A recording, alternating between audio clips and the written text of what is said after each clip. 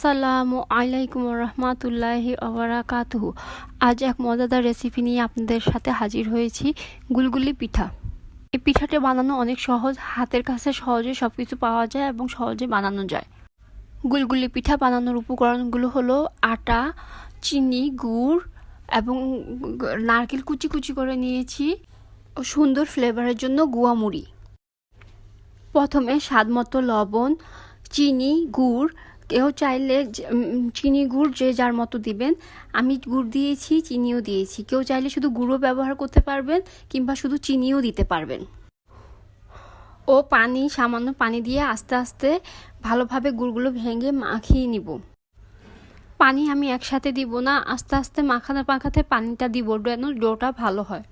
ডোটা একটু কেকের ডোর মতো হবে, কেকের থেকে একটু ভারী ডোর মতো হবে। ডোটা মাখানো হলে গুয়া মুড়ি কুচি করা নারকেলগুলোকে ভালোভাবে দিব, ভালোভাবে মাখিয়ে নিব। ডোটা ভালোভাবে মাখিয়ে আমি 2 ঘন্টা রেখে দিব।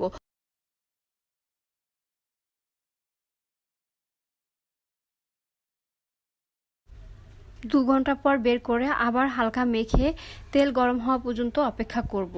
তেল গরম হলে আস্তে আস্তে গোল গোল করে তেলের মধ্যে ডোটা দিব। কিছুক্ষণ পর উল্টা দিব, এক পাশ ভালোভাবে হলে আবার উল্টে দিব। এভাবে নেড়ে নেড়ে সুন্দর ব্রাউন কালার হলে আমি তেল থেকে ছেঁকে উঠিয়ে নিব। তৈরি হয়ে এইভাবেই আমরা আস্তে আস্তে গুলগুলি পিঠা তৈরি করে নিব।